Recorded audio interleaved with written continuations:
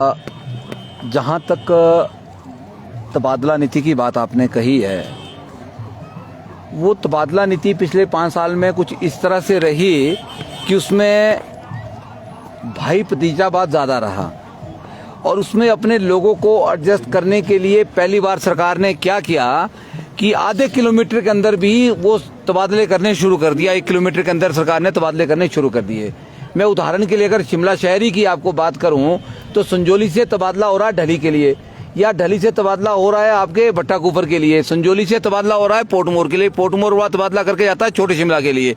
अगर 90% तबादले अगर आप शिमला की बात करेंगे तो 1 से 2 किलोमीटर के अंदर पिछले 5 सालों में हुए हैं, जबकि हमारी ट्रांसफर पॉलिसी ये बोलती है कि तबादला कम से कम 25 किलोमीटर के बाहर होना चाहिए। तो इससे मुझे आपत्ति सिर्फ इसलिए है कि कुछ कर्मचारी जो बेचारे हमारे सब कैडर काट रहे हैं, सब कैडर में नौकरियां कर रहे हैं, दूर दराज के क्षेत्रों में नौकरियां कर रहे हैं, उनको शहर में या और उसके बाद मैं आपको पता है कि मैं आता हूं तो आपके पास आता हूं, प्रेस कॉन्फ्रेंस करने आता हूं, जब जाता हूं तो फिर अपनी नौकरी करता हूं। तो क्या मेरा टीचर 60 किलोमीटर में भी नहीं जा सकता?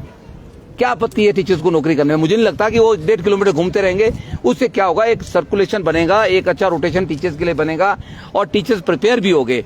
और मैं तो पिछली सरकार ने एक प्रयास उप मुख्यमंत्री से अभी जैसे ही थोड़ा सा सेटअप बनता है, ये मांग करेंगे कि सबसे पहले शिक्षकों के या बाकी कर्मचारियों के ट्रांसफर के लिए एक नीति बनाई जाए और वो नीति माननीय न्यायालय को दी जाए, जिसमें कम से कम 25 से 30 किलोमीटर का रेडियस जो है टीचर्स की ट्रांसफर का रखा जाए।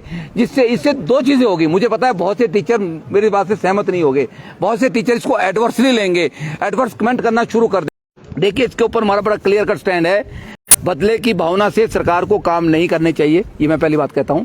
दूसरी बात, सरकार का प्रोरोगेटिव होता है कि पिछली सरकार के 6 महीनों के फैसलों को रिव्यू करना सरकार का एक पहला काम होता है।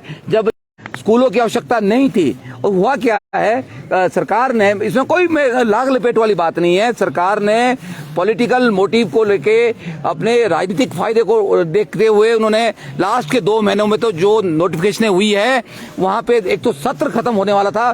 पहला टर्म बच्चों का जो होता है, टीचरों को आपने ट्रांसफर कर दिया, वो टीचर वहां ट्रांसफर हुआ जहां बच्चे है ही नहीं, आज भी नहीं है, और वो टीचर वहां पे बेला हो गया। और दूसरी तरफ क्या हो गया, बच्चों का नुकसान हो गया, जो बच्चे ऑलरेडी जिन स्कूलों में थे वहां से टीचर चला गया। तो इस तरह के जो निर्णय हुए हैं वो केवल पॉलिटिकल माइलेज लेने के लिए सरकार ने जो किए हैं, जहां पे बच्चे नहीं है, जहां पे एक रेडियस के हिसाब से जस्टिफिकेशन नहीं बनती है स्कूल को, उसको सरकार अगर बंद भी करती है तो मैं उसके साथ सहमत हूं, उसमें मुझे लगता है कोई अतिशोक्ति नहीं है। और दूसरी बात, हिमाचल जैसी भौगोलिक स्थिति में एक बहुत छोटा सा क्षेत्र है, बहुत बड़ा क्षेत्रफल हिमाचल का नहीं है, ऑलरेडी यहाँ पर जो है 25,000 के आसपास स्कूल खुल चुके हैं। तो मुझे लगता है कि यहाँ पे बहुत ज्यादा स्कूल खोलने की जरूरत नहीं है, यहाँ पर इंफ्रास्ट्रक्चर को स्प्लिट करने की जरूरत है, यहाँ पर पीटीआर को बेहतर करने की जरूरत है। पीटीआर का मतलब है क्लास वाइज टीचर। पीटीआर ये नहीं देखनी है कि 1ली से 5वीं तक कितने बच्चे हैं, यहाँ ये देखना है कि 1ली से 5वीं तक 5 सब्जेक्ट है तो 5 टीचर वहां दिए जाए, 8वीं तक जो है वो सब्जेक्ट वाइज टीचर दिए जाए।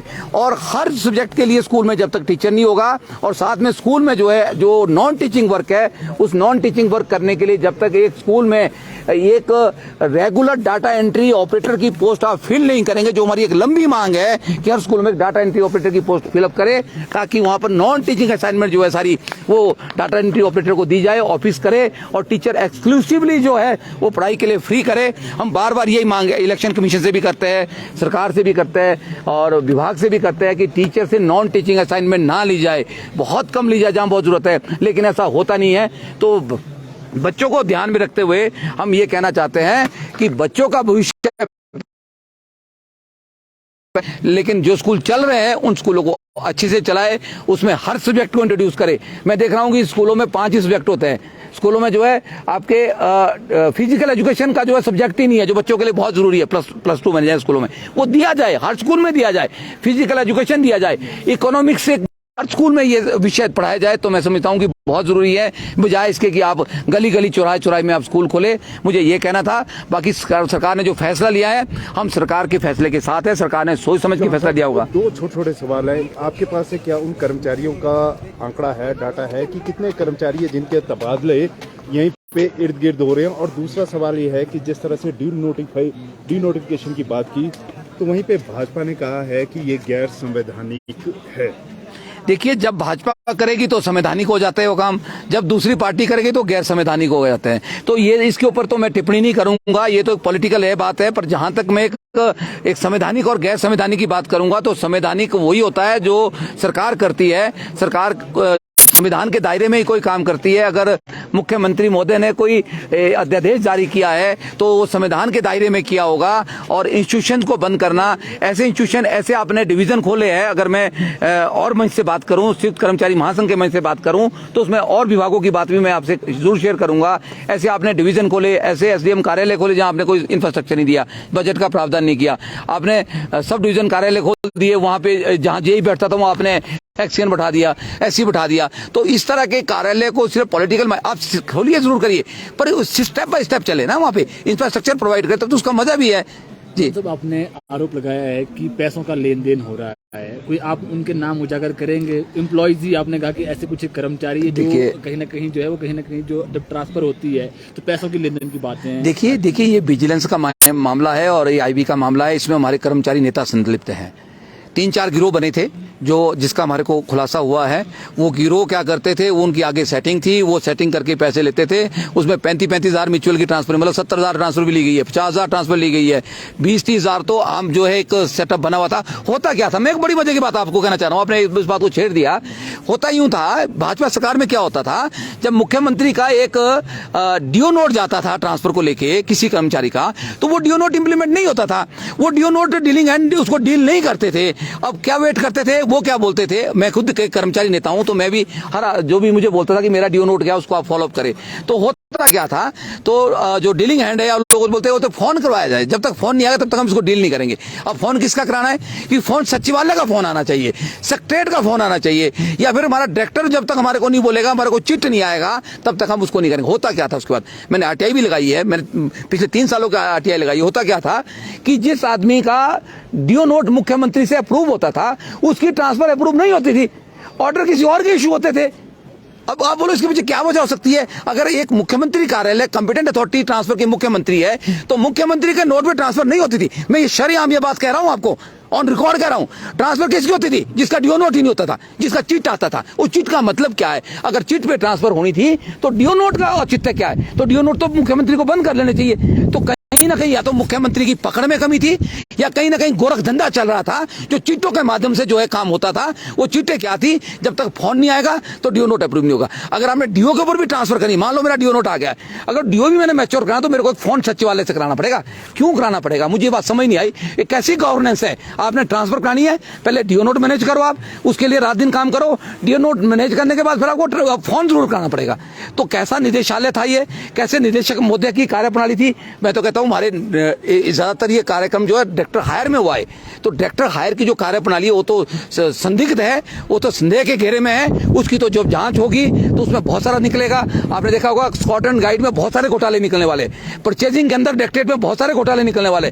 इन सब मामलों की हम धीरे धीरे जो है जब परतें खुलती जाएगी तो पता लगेगा कि शिक्षा निदेशालय के अंदर क्या क्या हुआ है। स्कूलों के अंदर जो ग्रीन बोर्ड लिए गए, जो परचेजिंग हुई है, करोड़ों रुपए की परचेजिंग हुई है, उसके अंदर क्या क्या हुआ, कैसा सब स्टैंडर्ड माल स्कूलों के अंदर गया हुआ है, किसने वो चीजें अप्रूव की है। ये एक एक करके जो है, अगर आप फिर बोलेंगे कि इनकी जांच करवाना भी गलत है, कल को बात आएगी बीजेपी वाले बोलेंगे कि नहीं इसकी जांच करवाना भी गलत है, उसके ऊपर भी परेशानी हो जाएगी। जो चीज गलत है तो मैं तो कहूंगा उन चीजों को गलत ही ठहराया जा सकता है, उसको कभी भी आप जस्टिफाइड नहीं कर सकते हैं। तो आज कुछ 2-3 बातें करनी थी। एक और मुद्दा था हमारे प्रिंसिपल की रेगुलेशन का, जो अभी मैंने परसों ही जो सचिव शिक्षा उनसे मैंने डिस्कस किया था कि 2007 से 17 तक के प्रधानाचार्य की नियमितीकरण एक धड़ल्ले में अरुण शर्मा जी ने किया था।